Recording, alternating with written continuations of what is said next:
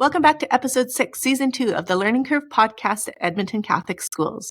We are thrilled to have you join us today. Our special guest is Dr. Jessie Wilcox, an assistant professor at the University of Northern Iowa.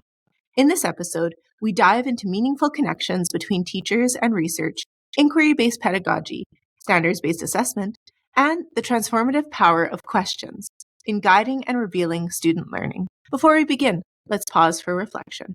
In the name of the Father, the Son, and the Holy Spirit. Dear God, we seek your wisdom and guidance.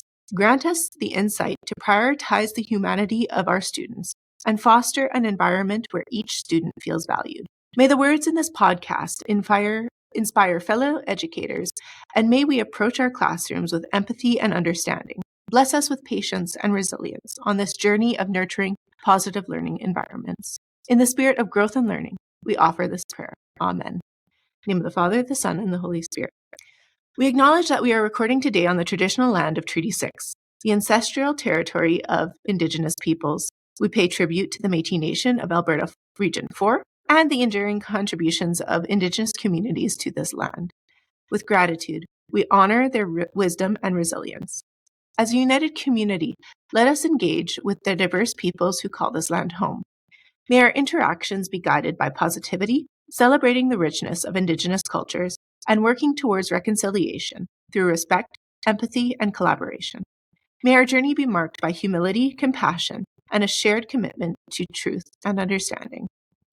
Now let's delve into the agenda for today's episode. First up, we'll have Jennifer's Learning Lab. She will explore the world of neuroscience, unraveling the power of activating prior knowledge. Then, our interview with Dr. Jessie Wilcox will share insights on connecting teachers meaningfully to research, inquiry-based pedagogy, and standards-based assessment through a science lens. Tracy will lead the Mindset Matters segment, focusing on the importance of teacher mindset and its impact on student learning and the assessment process. And last but not least, Allison will guide us through lit literature, featuring the book The Teacher Clarity Playbook by Fisher, Frey, Amador, and Aesop, delving into how it shapes effective teaching practices. That's all for today. Let's jump right in.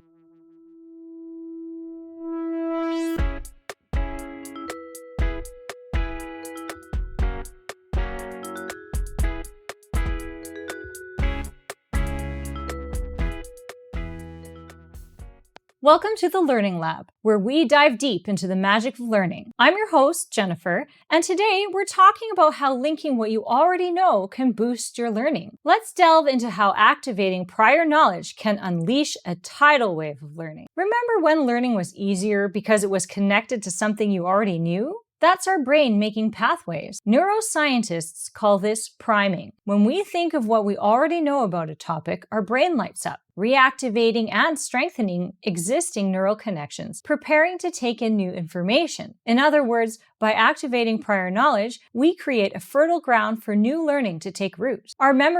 Our brain's memory center, the hippocampus, helps in this. It retrieves related information from long-term memory storage, pulling out related memories, strengthening old and new connections, leading to better understanding. Plus, our brain's problem-solving area, the prefrontal cortex, kicks in, engaging in higher-order cognitive processing that helps us connect dots and think critically. Want to tap into this brain magic in the classroom? Try one of these. First, anticipation guides. Provide students with a set of statements related to the upcoming topic or reading. Ask them to indicate whether they agree or disagree with each statement based on their existing knowledge. This activity primes their thinking and prepares them to engage with the new information. Then you can come back later and see how their understanding has changed after going through the learning. Number 2, analogies and metaphors. Present students with analogies or metaphors that relate to the new topic. Ask them to explain how the analogy or metaphor connects to their existing knowledge. This approach activates prior knowledge and helps students make connections between familiar concepts and new information. And third, concept mapping. Encourage students to create concept maps that visually represent their existing knowledge and how different concepts are interconnected. This strategy activates prior knowledge and helps students visualize relationships between ideas, fostering a deeper understanding of the subject matter. By intentionally activating prior knowledge, we leverage the brain's natural architecture for learning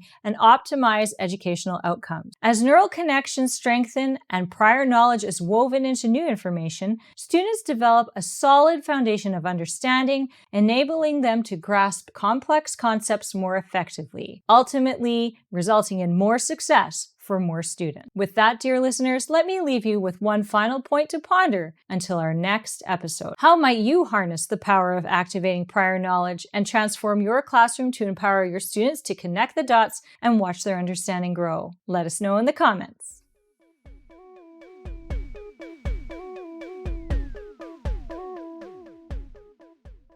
Welcome to another episode of the Learning Curve podcast. Today, our guest is Dr. Jesse Wilcox. Welcome. Thank you.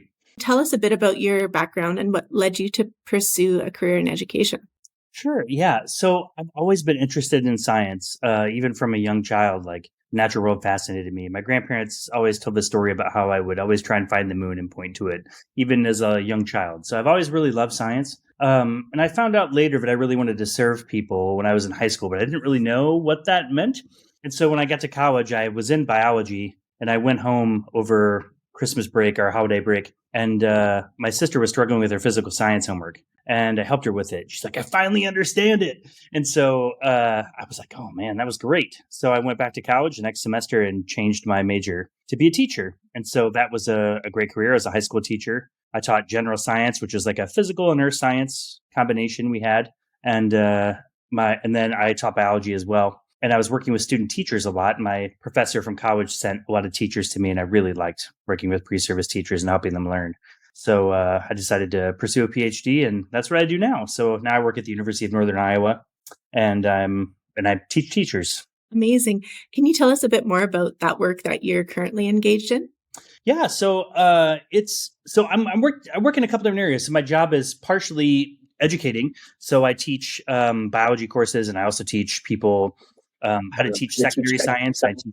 I teach people how to teach elementary science. So that's kind of my main background. In research is kind of similar. So I have the luxury of having a lot of connections between research and practice. So what I'm trying to do is help teachers understand how do you take this research and apply it to like everyday teaching. And then I'm kind of also working on teacher persistence. Like we know teachers leave. How do we get them to stay? And what's common about the teachers that have been around for a long time? I've also been looking at teacher efficacy and student learning. So those are kind of my research areas and areas I look at. Wonderful. Those will be very applicable to our conversation today and of interest to a lot of teachers in our school board here in Edmonton, Alberta, Canada. So from all this work, what are some global themes that are emerging in your research, and how do they impact classroom teachers? Sure. Well, in the United States, and I'm sure this is probably true in Canada as well, we've had a lot of science teachers that haven't been persisting. So in the US, we've had 50% of science teachers leave in the first 5 years, and they're moving to other jobs. And so we know why they leave. It has to do with working conditions, and it's a tough job. Teaching is amazing, but it's also challenging. And so that research has been done. We know that we've known that for a long time, but I wanted to kind of spin the question. So what about those good teachers? What about those teachers that have been there and they're really effective? Like what keeps them staying teaching? That's kind of what I wanted to know. And so a lot of that isn't too terribly surprising, but I think really interesting. And the one thing that I found is they view it as like a calling or a moral act. So they view teaching as something that it's not just a job for them. It's a profession. It's something that they want to keep getting better at. And so where that comes from, though, is just all over the place. It's very personal. So some people do that because they have a service mindset, and that's how they think about teaching, and that's how they think about their life. Some people want to do this ecologically, like we need to think about climate change, and we need to think about our resources and species that are becoming extinct and how to help them. And so and some of them are religious. So it's really all over the place. One of them said that she didn't want to teach how her teachers taught. So all that is to say, like, it's very personal, but they all share this like deep desire to help children become better. And so related to that, they constantly try and get better. So they're going to professional development, they're seeking out learning, they're reading a lot of things, they're trying to become the best that they can. And they're trying to have great relationships with students, and not just say that they want great relationships, but they show students that they care about them in strategic ways and consistent ways. And then on the other side, like they need to feel supported. If they want to keep going, they need to feel like they have a support network that's uplifting them, that's making them feel wanted in the profession, and they need to have the autonomy to make decisions that they feel are best. that are backed up, of course, by research, but they need to feel like they have the space to make good decisions. And so that's kind of what we're finding out about teacher persistence. Like if they have those elements, they're more likely to persist than teachers who may not. Yeah, I'm hearing in that there's a love of learning that's also probably a motivator for some of these teachers or some teachers. And I think it connects with this article that I've read of yours that was published in 2022. It's called Learning to Learn, Drawing Students' Attention to the Ideas About Learning. And you co-wrote it with Jared Cruz and Jacqueline Easter, and we'll have it linked in the episode description for our listeners. But could you give us a brief summary of this article and what prompted you to write it? Sure. So this started many years ago. I was teaching and I was doing the best I can. And I was trying to do my best for kids. And a lot of them were participating. A lot of them were engaged, but not all of them. Right. So like sometimes I just couldn't get every kid all the time to participate and to be engaged. And I wondered why. Like I'm smiling, I'm trying to do engaging activities. Like I talk to them, I'm trying to build relationships. Like what is it? Like why are some kids not participating? And so my colleague Jared and I tried to find out. And so what we found is that there's some common factors that are just, everyday things, right? Like there was a student who had to take care of his little brother and he was exhausted. There's just things that happen in kids' lives that make it hard to fully engage in school. But the thing that we found that we could impact directly was how kids thought about learning. So if they view learning as I memorize and the teacher tells me, I memorize it and I tell you back, it's a very different view of learning than if they view learning as social and I have to construct knowledge and I have to make sense of things actively and I have to keep trying to get better at it. And so if they have that sort of view, they're going to be more likely to do well in science because that's what we want them to do, but they're also going to be more likely to participate in class. And so you have a better community then. And so what we did, that was kind of the start of that article. And so what we did was we found out like what are kids' views and how can we fix that? And some kids have very accurate views and some kids don't. It just depends on their development and their experience. So one of the things we notice is if kids think that learning should be quick, like I should just be able to see it, learn it, know it, and then move on, right? Like that's more troubling than if they think learning is complex and it takes time. Or if they think the source of knowledge comes from a teacher versus like, I have to make sense of this. It has to make sense to me. That's kind of what we're trying to do. And then ability from rather like something more fixed kind of is related to Dweck's like mindset. So more of a fixed, like I'm just good at this or I'm not versus like I can get better. So these are the kind of, we're trying to get them to have more accurate views about learning. And so in that particular article, we wrote about some strategies that we have to do that. And so one of them is asking explicit and reflective questions. This comes from the nature of science, but we just co-opted it for learning. It works well for that too.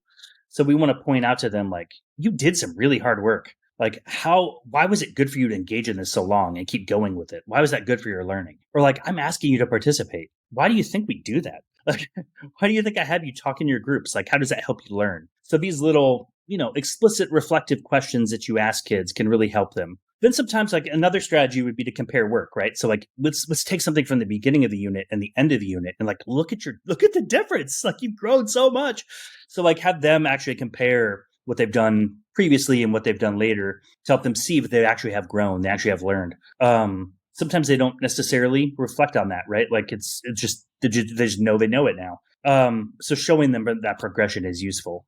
And then the role of feedback, which I think we're going to talk about a little bit later, but the role of feedback I think is really important as well in terms of like, how do I craft feedback in a way that gets them to keep wanting to get better? So those are some strategies that we wrote about in the article that we think about, like trying to get kids to think about learning more accurately so that they learn deeply. Wonderful. What you're saying is connecting to what our assessment and reporting team, as we go out as consultants and provide PD for teachers, we always talk about assessment for and as, and how that's really the cycle of feedback and learning. And we've often taken the approach of these beliefs that you outline in the article from the teacher's perspective. So teachers need to believe that learning requires understanding. They need to believe that learning takes time. It requires complexity and challenge. Everyone can learn. And learning is personal and social. And that's quoted from page 110 from the article. But what I find so interesting is that you approached it from the student's perspective. And I think that's a key piece to making assessment for and as actually live, is if students know why and how and what is learning as well. Yeah, I think that's crucial, right? And you pointed out, I mean, if a teacher doesn't have accurate views, that's that's the place to start. But yeah, I think that student like listening to your students has been really crucial in my own career. Like I've gained valuable insights and really just listening to what they struggle with, what they think, and how they're making sense of things. Yeah. So I've read a couple other of your articles that are more focused on science pedagogy and science Sure. learning. And a theme that comes up is inquiry learning.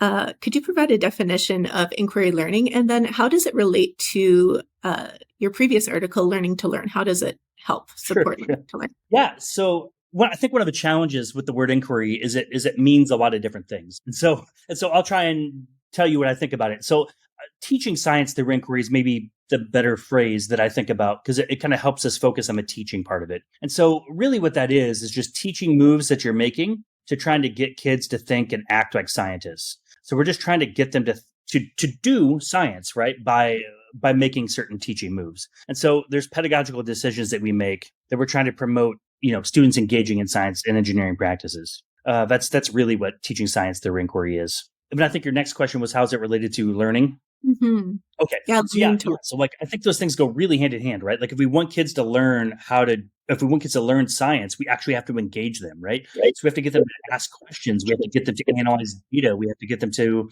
reflect on their learning. We have to get them to, to graph things and try and like conceptualize and all these things that we do as science teachers. Well, that's how scientists learn. That's also how they learn, right? So we want to align those things together. Like how scientists go about learning about the natural world is very, very similar to how students go about learning generally. And so if we can bridge those gaps, right? If we can make teaching more like what science is like, and if we can make teaching more reflective of what what learning means, to me, that's the way to really help kids grow. Could you provide a lesson framework that you would typically use to structure this? Sure. Yeah. So there's a lot of different frameworks that you can use with inquiry. They have a lot of overlap. And so the most common one, at least in the United States right now, is the 5E. And so you have those 5 different parts, like you engage the students first with the phenomena or something to like kind of pique their interest. And then they explore something, they're doing something in the natural world, that they're actually doing something. And then you're helping them explain it. So once they've had the experience, then you're helping them explain it. And this is really an equity piece too, right? So some students may have more experience than others. So you're giving all the kids an experience, and then they can together talk about what that experience means. And then you're elaborating. So you're trying to get them to apply what they've learned into a new situation. And then of course throughout you're evaluating. So an inquiry model that you could use is the 5E. There are others that are very similar. So the 5E came out in the early 1990s from BSCS, which is like biological sciences curriculum study, I think is what that means. And so, but there was a precursor to it that came out in the 60s by Carplus and Atkins. And so that's the learning cycle, which is also very good. It's just 3 phases instead. So it's just basically the explorers first, and then concept development, where you're trying to help kids understand the concept of and apply it. So they're taking their learning and trying to apply it to a new situation. So a lot of similarities between the learning cycle and the 5E because they're related. The 5E came from the learning cycle. And more recently, math is onto something that I think is kind of interesting that we might be able to use in science, and that's launch, explore, summarize. So that's actually very similar to the 5E as well. The launch is very similar to the engage. And then explore is the middle ones, exploring, and then summarizing and concept development. So like all 3 of those types of models can really help kids make sense of things. And they're all very much related. It's just kind of a different flavor of what you're doing. And so it really depends on the content you're teaching, to me, which one makes the most sense. But they're all very effective, and they all promote inquiry quite well. Sounds very different from a traditional framework of teaching. If I think back to my own experience in middle school and high school, often the teacher would stand at the front of the room and they'd say, okay, this is what we're learning today. And they'd launch into a PowerPoint presentation for the 45 minutes to 90 minutes that we were together.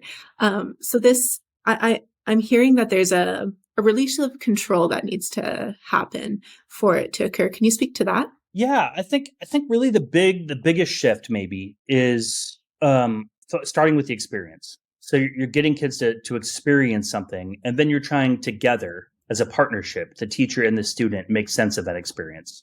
So the teacher is asking questions and trying to help kids understand what that experience means and connect it to a deep science concept. And so it is a release of control in a sense, but I find it to be more exhilarating. So when you're interacting with kids, period one's not the same as period three. Like so when you're teaching different groups of kids, it feels different because there's different kids in there and they give different ideas, and you have to think about, okay, so they said this, how am I going to connect this to the big idea? So I find it much more engaging than standing up and talking, because you actually listen to what kids say, and you're actually you're excited about their learning. And so, yeah, it's a release of control, but what you gain, I think, is so much more valuable. A lot of your writing is also on teacher efficacy, if I'm correct, and teacher efficacy in relation to teaching science. Can you speak a bit to how that relates to our conversation? Yeah, I mean, there certainly is a connection between feeling like you're able to teach well and actually doing it, right? So if you don't feel like you're able to do something, it's really hard to get better. And so there is a close connection between efficacy and teaching, but that relationship isn't completely, easy to understand. So there are some teachers who may not teach very well, but they have high self-efficacy. And this relates to like the Dunning-Kruger effect, which basically is you don't know what you don't know. So sometimes there's teachers that like just don't know that they're not really teaching that well. And as they start to realize that that's the case, then their self-efficacy typically drops until they start learning how to teach, and then their self-efficacy rises again. So there is a relationship between self-efficacy and teaching, but it kind of depends on the person what that relationship is. Sometimes they have a higher efficacy than they should, and sometimes they're highly correlated, like they're really good at teaching and they have high self-efficacy,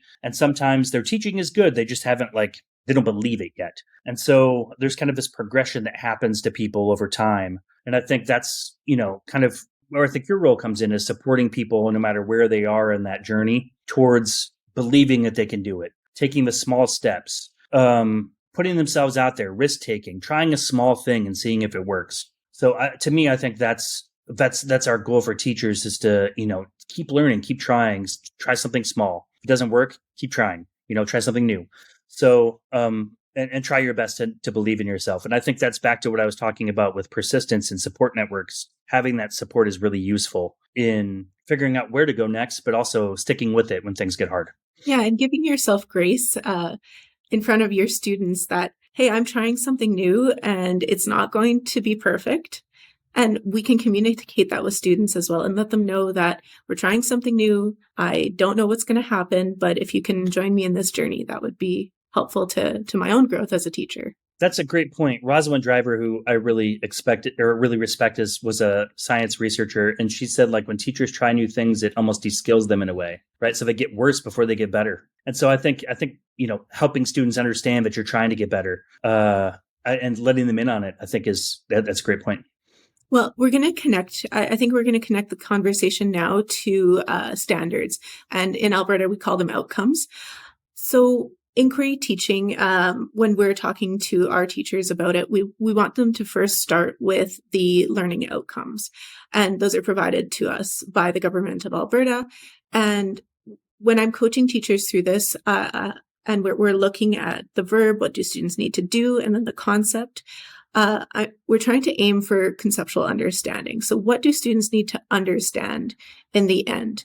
Can you speak to your understanding of conceptual understanding and how it fits into inquiry learning?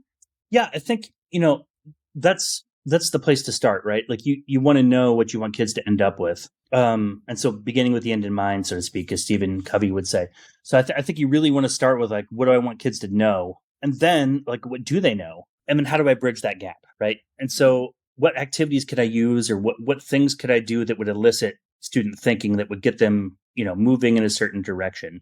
So for example, conservation of mass is a good example. A lot of kids have misconceptions about the conservation of mass. So we want them to understand that. They have misconceptions about it. How do we bridge that gap? And so coming up with activities to kind of help them understand that. For example, if you just put baking soda and vinegar in a bag, well, some of it's going to escape. Well, why is it escaping? Or why is the mass going down? Well, some kids will realize it escapes, and some kids will realize, oh, maybe something's, or some kids think there's something going on, like it just loses mass when you have a chemical reaction. So then you can test that. So if I put it in a bottle, like this, and seal it, what's the case then? So when it's closed, there's no mass change. Why is that? So, you're kind of using experience to get them to the concept, I think is the important thing. But you have to know where you're going first. But you're using the students' ideas to get there. I think that's the new spin is you have, that's the inquiry part, is you have to listen to what they have to say and guide them in a way that gets them there. And that takes practice. That takes content knowledge on the teacher's part. It takes understanding what your students know. And it takes understanding those intermediate steps between what they know and where you want them to go. And so it takes effort. But I think, to me, anything we're doing is we're doing well. And I think that lifelong learning, like once they learn it, they'll know it. Yeah. Could you offer up some first steps or maybe a protocol for planning this way for any teachers interested in engaging in this process? For sure. Yeah. To me, I think like starting with the standard is a key thing, and thinking about what do I need to do to build towards that. One thing I would suggest is writing out questions to guide students. Too often, like, we really want to help students, and so we sometimes are tempted to give them the answers, right? And it's not because they're a bad teacher or something like that. It's just simply because, like, we want to help them and we know the answer. Like, who wouldn't want to?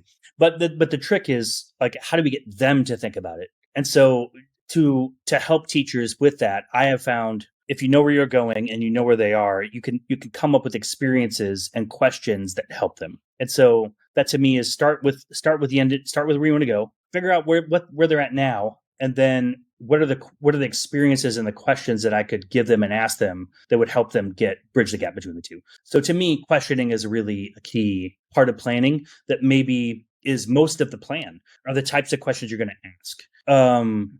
And of course, in the activities as well, back to the 5E things I was talking about before. So like that sort of structure can kind of help you figure out where the experience goes and like what questions I'm going to ask. But to me, the questioning is something that we really have to think a lot about. I think it's a really interesting way to think about teacher clarity. So what I mean by teacher clarity is taking the standard or the outcome, writing a learning goal around it, and then some success criteria. But we can also flip that into inquiry and use our questions as our success criteria or our scaffolding students into the outcome. Yeah, that makes a lot of sense. So you've also written an article about debunking myths about standards-based assessment with Matt Townsley. And that's something that's a big focus in our school board right now, is outcomes-based assessment. We have it in elementary school. We fully do it with a 4-point scale. In junior high, we have a 4-point scale, but we also report percentage grades. And then in high school, we're moving into that understanding of what is outcomes-based assessment, or as you know it, standards-based assessment. Can you speak to how that fits into our conversation today? For sure. So I got started on this kind of so all three of those things fit together and they should align. And I remember when I was a high school teacher, we did a community service project. The kids had to go do something great for the community. They had to write about how it connected to the science concepts they were learning. They reflected on their learning. I mean, like, I was impressed with what they came up with, and they were proud of it. And that was great. And I spent a ton of time giving them feedback. So I had 150 students, and I gave them feedback like within a week. And I read their papers, and they were, a few pages long. It's quite long for a freshman in high school. And so I read their papers, gave them feedback, gave it to them towards the end of class. I was like, so proud of them. And I was like happy when I got it back to them that fast. And I remember the bell rang and I was standing by the door, as I usually do, just saying goodbye to them as they were leaving. And I happened to glance into the recycling bin, and there were a bunch of their papers in the recycling bin that I had just given them. And there's no way that they read all that feedback and internalized it in that amount of time. And I thought to myself, I remember thinking to myself, first and foremost, like, well, at least they recycled, right? Like, at least they're recycling. And then my second thought was, no, why? And that really stuck with me. Why is it that the project was good? The connection to science was good. The feedback was good. What was wrong? And what it had to do with was the assessment. To the kids, the assessment was over, right? The project was done. The paper was written. The grade was in the grade book. But they had no way to improve. I thought the feedback would kind of help them in their life, but they didn't necessarily see that link. And so to me, that was a huge moment in my thinking about how do we make assessments where kids actually are taking what I'm writing as feedback to help them get better and use it to get better. And part of that is the reassessment part. And so we need to know kind of what we were just talking about before. We need to know where they're going. We need to know how to get them there. We need to give them good feedback that's specific, that points out like, what did you do really well and what do you need to get better at? But then we also need to give them opportunities to reassess that. And so to me, like all three of those they have to fit together. You have to teach in a way that's getting kids to think well. You have to give them feedback that really helps them. And they have to be able to, that feedback needs to be actionable. They have to do something about it so that they can learn and get better. And so to me, that's reflective of what we want students to know and can do, this sort of approach with competency-based or standards-based grading. Yeah, you said it exactly. And that's would be my team's understanding of outcomes-based is we want to focus on learning, and we really don't want to grade until we absolutely have to. So we talk to teachers about focus on collecting evidence of learning, giving that time for students to receive feedback and reapply their feedback multiple times. And then as you just focus on learning and focus on that iterative cycle, there'll be a point where you're comfortable putting a grade on their understanding. For sure. And to me, that's, it's a better communication with parents as well. So you're kind of maximizing those partnerships, right? Between yourself, the student, and the parent. Like, how can we best support this student in their learning? That clear communication is, I think, a benefit of this approach too, but that the kids know what they need to do to get better, and so do the parents. Yeah, exactly. Well, I think we've covered all the questions I had prepared for you at the start of the episode. Is there any other point you'd like to share with us today? Yeah, I mean, I think it's just I love teaching, and I love science teaching in particular, and I just want to encourage people, as much as I can, to keep going, to keep trying, to keep risk taking, to keep doing what they can for the betterment of our students. So, thank you. Thank you. So before we wrap up the episode, talk to us about any of your projects that are going on right now. Any initiatives that you'd like to share or promote? Sure. So one of the things I've been working on lately is embedding social emotional learning in lessons. So as I was talking about, we want kids to communicate. We want them to collaborate. We want them to work together to solve problems. And sometimes, when they're young and they're kids, like working with others is not the easiest thing. Always. So how can we help support that with social emotional learning is something I've been thinking a lot about lately. And how can we help kids become more aware of themselves and their dynamic and their contribution to the social interactions that they have with others. And so I found that to be helpful for them to have that lens on how they can improve not only their learning, but the way that they communicate with others. Wonderful.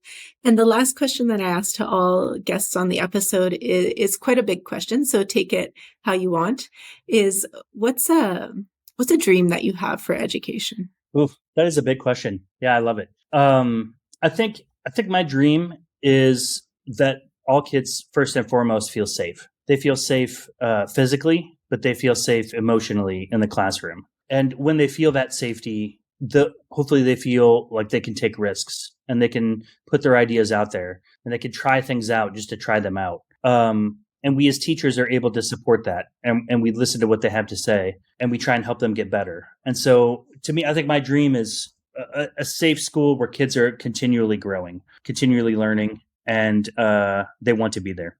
What a wonderful dream to have. And I hope that we're on our way to getting there. Me too. I mean, everything, I think to me, it's steps towards that goal. Wonderful. Well, thanks so much for joining us today on the podcast again, Dr. Wilcox. And I'll link in the episode description for our listeners the 2 articles mentioned today. Thanks so much.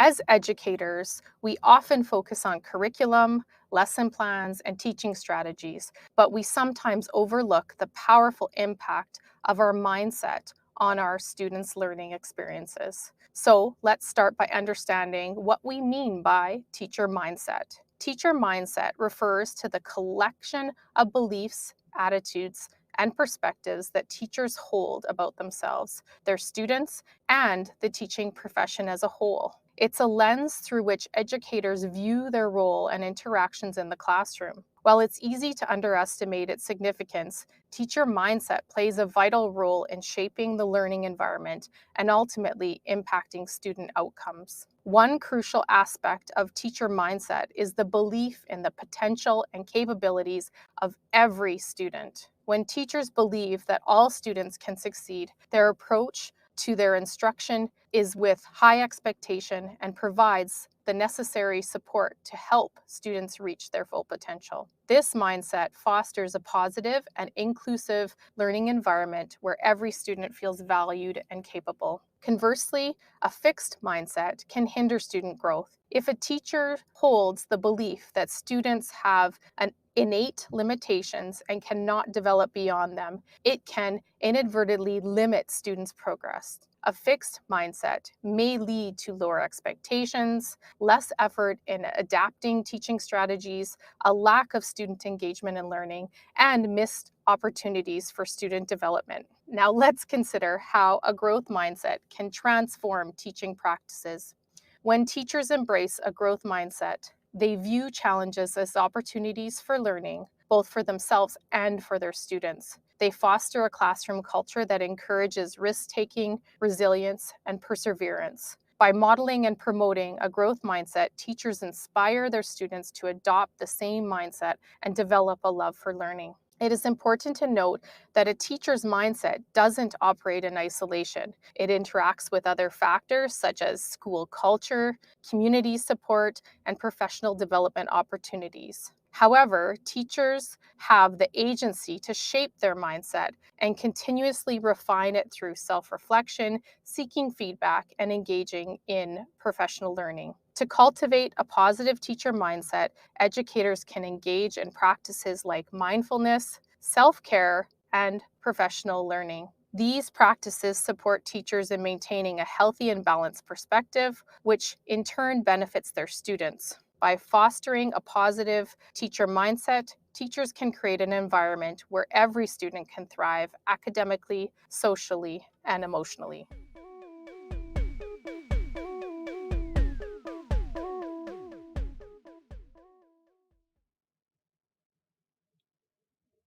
The Teacher Clarity Playbook. The Teacher Clarity Playbook for grades K to 12 by Douglas Fisher, Nancy Frey, Olivia Amador, and Joseph Assoff is an indispensable tool for educators seeking to enhance their instruction and boost student achievement. The authors expertly guide readers through the process of creating clear learning intentions and success criteria, which are two critical components of effective teaching and learning. At the heart of the book is the concept of teacher clarity, which refers to the teacher's ability to clearly communicate learning intentions, success criteria, and learning progressions to students. Research has consistently shown that when teachers have clarity about what students are expected to learn and can effectively convey this to students, student achievement improves significantly. They argue that when students understand the learning goals and the criteria for success, they're more likely to take ownership of their learning. The author delves into this concept, providing a robust theoretical understanding along with practical steps to achieve it. A must for all our book reviews is that this handbook stands out for its practicality and applicability. The authors provide clear step-by-step guides to creating learning intentions and success criteria. This includes examples from various subjects and grade levels, allowing teachers to see how the concept can be implemented in diverse contexts. The book's hand-on approach makes it an invaluable resource for educators looking to enhance their instructional practices immediately. The Teacher Clarity Playbook is a practical and insightful resource that can significantly enhance instructional effectiveness and student achievement. It provides a clear roadmap to creating well-defined learning intentions and success criteria, and it emphasizes the importance of student understanding and ownership of learning. For any teacher striving to improve their instructional clarity and ultimately student outcomes, this book is a must-read.